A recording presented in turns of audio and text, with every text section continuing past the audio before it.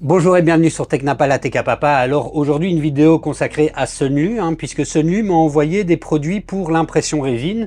Et donc il s'agit de résine 14K et de ce nettoyeur à ultrasons. Alors j'ai déjà une machine Wash and Cure que j'utilise habituellement. Mais bon voilà, ils m'ont donné l'opportunité de pouvoir le tester. Alors je sais que certains d'entre vous se posent la question de savoir est-ce que c'est bien, comment ça fonctionne, est-ce que je vais me l'acheter. Donc si je peux vous aider en vous montrant ça et puis au passage, je verrai bien si ça m'intéresse à moi de le garder ou non, pourquoi pas. Et la résine Sunlu, c'est une résine 14K. Moi j'ai une Elegoo Saturn 4 Ultra qui a ce genre de résolution.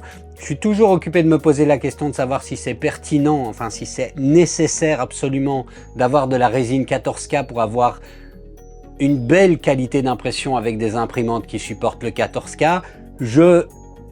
Voilà, je ne sais pas trop, mais toujours est-il que je vais faire des prints avec cette résine et puis je vous donnerai mon avis sur la résine en elle-même. Allez, allons voir ça tout de suite après le générique. N'oubliez pas de me soutenir comme vous le pouvez si vous en avez envie. Le pouce, le partage, le commentaire ou le bouton super thanks si vous voulez me payer un café. Et je vous dis après le générique.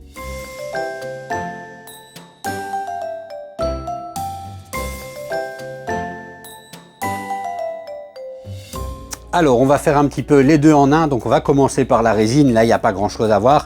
Juste un petit peu de l'emballage, si ça vous intéresse. On a donc une bouteille qui est dans un emballage carré. À l'intérieur, on a un petit filtre pour filtrer notre résine quand on la remet dans la bouteille. La bouteille est quand même relativement bien protégée. Alors, même peut-être un peu trop. Ça fait beaucoup de plastique. Donc ça, c'est à voir. Donc on avait donc une enveloppe à bulles et puis encore un sachet anti-humidité. Et on peut voir qu'on est sur une bouteille carrée. Moi j'aime bien ce format des bouteilles. Je préfère ce format de bouteille au format rond puisque je trouve ça plus facile à ranger dans mon étagère des bouteilles comme celle-ci que les bouteilles rondes.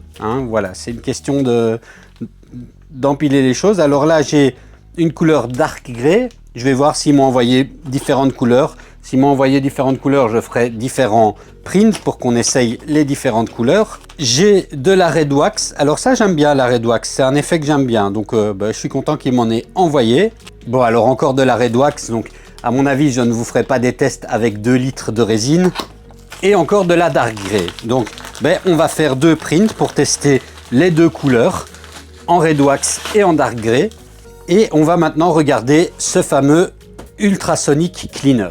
Bon alors pour ce nettoyeur ultrasonique, il arrive dans une boîte qui est, je trouve, assez élégante, protégée avec du polystyrène et avec plein de petites parties qui sont comme ça protégées. Alors, au niveau du look, moi je le trouve plutôt... alors c'est très personnel, mais au niveau du look, moi je le trouve plutôt bien parce que je vais vous montrer, à titre d'exemple, nettoyeur à ultrasons que j'utilise depuis un moment. Bon, il est moche. Bon, alors il fait industriel, il fait technique et en fait je l'utilise plus depuis un moment. Vous voyez, il est couvert de poussière. Mais voilà. Bon, alors il faut savoir que comme c'est un nettoyeur à ultrasons, vous pouvez vous en servir et je pense que c'est pour ça que Sunlu le vend comme un appareil pour nettoyer la résine après l'avoir imprimée.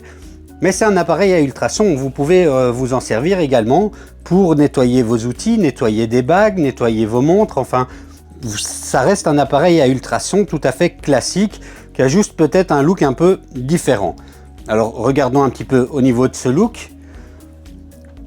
On a un affichage ici. Hop, je l'ouvre. On a une cuve. Alors la cuve, elle est de combien? On a donc une cuve de 2,7 litres. L'appareil en lui-même fait 1,8 kg. Il consomme 60 watts. Et en fait, on peut avoir plusieurs modes de consommation. Alors on va regarder un petit peu pourquoi. Mais je vois ici que c'est écrit 30, 45 ou 60 watts. Voilà. Alors au niveau des dimensions extérieures, on est sur 27 cm sur 16 cm sur 23 cm. C'est donc pas très grand, il est plutôt discret. Ici derrière, on a pas grand chose à part les caractéristiques. On a sur le côté la prise et c'est tout. Alors ce qu'on avait avec ici, c'est la prise de courant et une petite pince pour aller récupérer les petites pièces dans la cuve. La cuve en elle-même qui est en aluminium. On a, ça c'est dommage, pas de petit panier à mettre dans la cuve. Ça aurait été bien avec mon autre, je vérifie, mais non. Bon, voilà. Ça, je trouve ça un peu dommage qu'ils aient pas prévu un petit panier avec mon autre, celui que vous avez vu juste avant. Il était fourni avec un panier. Donc voilà. Petit point dommage. Alors, petit point que je me pose comme question, c'est ils disent effectivement, on l'utilise a priori avec de l'eau et ça vient secouer un petit peu les molécules. Et donc, a priori, on n'a pas besoin d'alcool isopropylique. Et d'ailleurs, ils déconseillent dans les recommandations d'utiliser de l'alcool isopropylique là-dedans. Donc, j'espère que ce sera bien parce que je n'ai pas de water washable, j'ai pas de résine water washable. Donc, j'espère que ce sera suffisant pour ça. Je sais pas, on va tester. Toujours est-il que voilà hein, à quoi ressemble ce truc là. Alors on va l'allumer et on va voir un petit peu au niveau du plastique. Je dirais que ça fait pas trop cheap mais un petit peu quand même hein. On n'est pas sur un plastique hyper solide, mais on n'est pas non plus sur un truc qui donne l'impression que ça va casser si on appuie un peu trop dessus. On est en fait sur la même chose, si vous avez pu le tester, que leur Sunlu S4, hein, leur dryer, dans la même sensation au niveau du toucher. Allez, je vais le brancher. Et voilà, je l'ai branché. Je vais l'allumer en appuyant ici sur On. On peut voir que l'écran est sympa. Le contraste est plutôt joli. C'est facile à utiliser. On vient diminuer le temps ou l'augmenter. On a une limite de 10 minutes.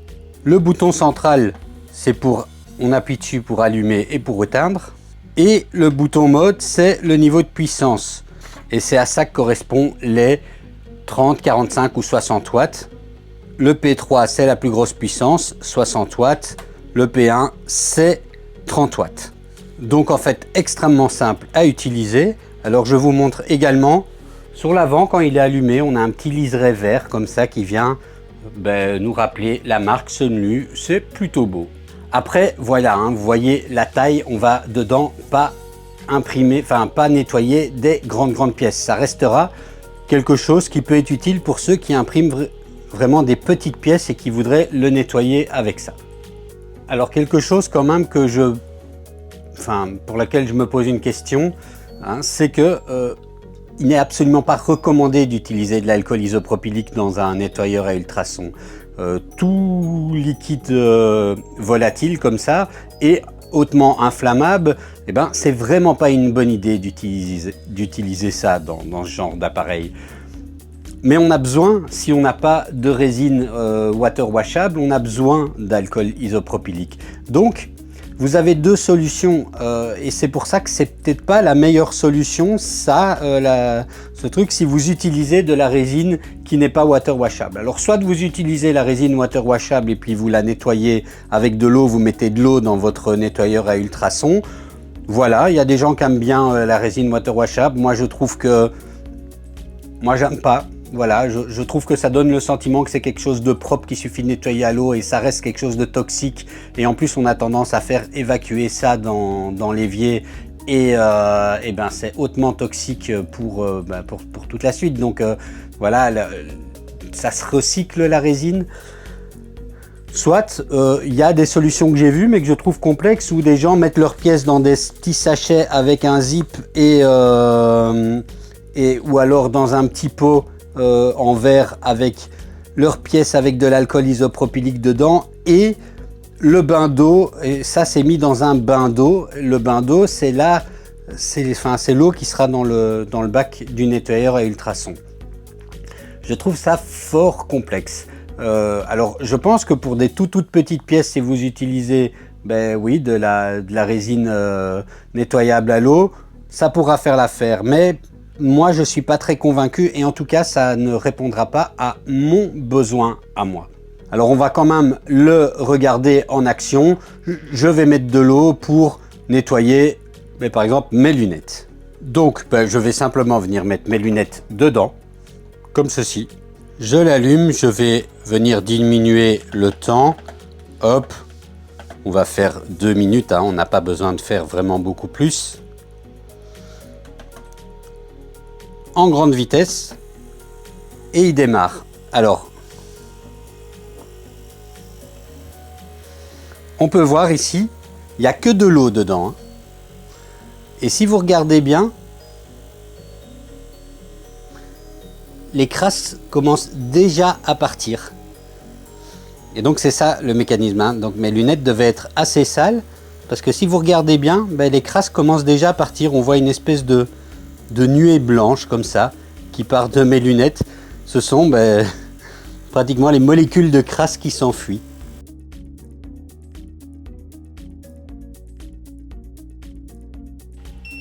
Et voilà, il a terminé, il m'a prévenu. Et mes lunettes sont plus propres. Et en fait, ce qui est pas mal, c'est que ça vient vraiment décoller la crasse dans les petites zones qui sont difficilement accessibles en général autrement. Bon alors voilà, comme je le disais, je suis pas ultra convaincu de l'utilisation et j'ai pas de résine nettoyable à l'eau, donc je vais pas vous faire une impression que je vais nettoyer dedans. Vous avez pu découvrir un petit peu cette machine hein, et vous avez pu voir à quoi elle ressemble. Ce que je vais faire maintenant, c'est tester la résine qui, elle, m'intéresse un petit peu plus. Alors voilà, maintenant qu'on a vu le nettoyeur à ultrasons, on va un petit peu tester ces résines. Et donc, j'ai pas vraiment de protocole de test, hein, je vais simplement la mettre dans l'imprimante, imprimer un modèle et puis on va regarder un petit peu ce que ça donne au final. Donc ici, je vais commencer avec la 14K Red Wax résine, donc style cire rouge et on va voir. Hein. Alors, on a encore un petit capuchon à ouvrir. Donc, elles sont bien emballées. Hein. On n'oublie pas de bien secouer la bouteille. Et vous voyez, ça a une espèce de couleur un peu terracotta comme ça. Reste plus qu'à trouver un modèle qui serait sympa dans cette couleur. Alors bon, moi je peins toutes mes impressions, donc fondamentalement la couleur n'a pas d'intérêt pour moi. Mais on va jouer le jeu quand même.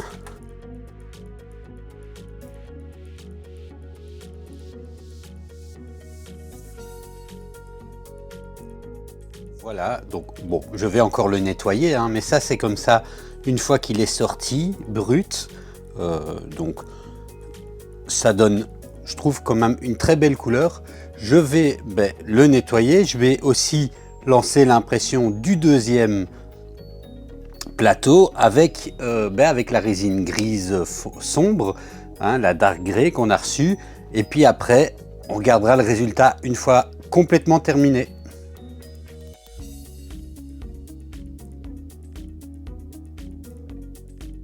Alors voilà, hein, ça s'est très bien imprimé. Et vous voyez que ça se retire mais hyper facilement. J'aime bien ça.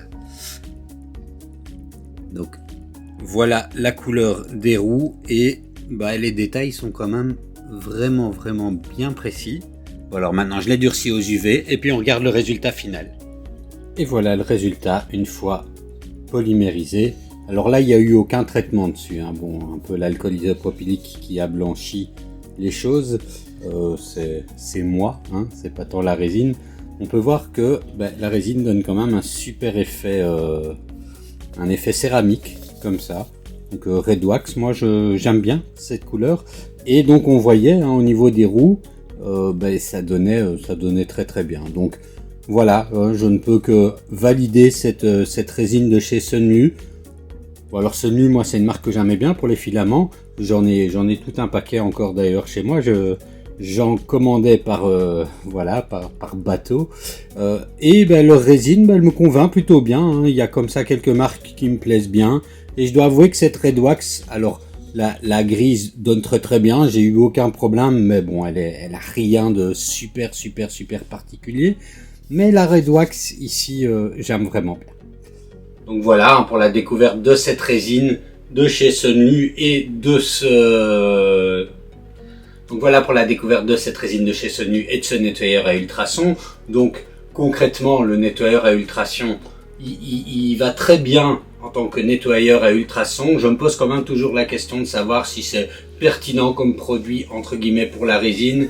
Alors oui, pour certains usages très précis avec des résines nettoyables à l'eau, ou si on a envie de commencer à se casser la tête avec de l'alcool isopropylique dans un sachet qu'on met lui-même dans l'eau après l'avoir bien fermé, enfin bref, voilà. Donc mais surtout ne mettez pas de l'alcool isopropylique dans la cuve d'un nettoyeur à ultrasons. C'est un alcool volatile, et avec des petites réactions électriques, ça peut faire des micro-étincelles, et voilà, hein, il faudra pas venir dire Technapa a dit qu'on pouvait y aller, parce qu'il le dit pas. Donc voilà, c'est pour utiliser avec de l'eau ou avec certains liquides qui sont pas volatiles et qui ne sont pas de l'alcool volatile, mais surtout pas avec de l'alcool isopropylique. Et donc ça limite son usage pour le nettoyage de pièces résine, sauf si vous utilisez de la résine lavable à l'eau. Et là encore une fois, eh ben, personnellement, moi je suis pas fan de ces résines lavables à l'eau, mais chacun voit midi à sa porte.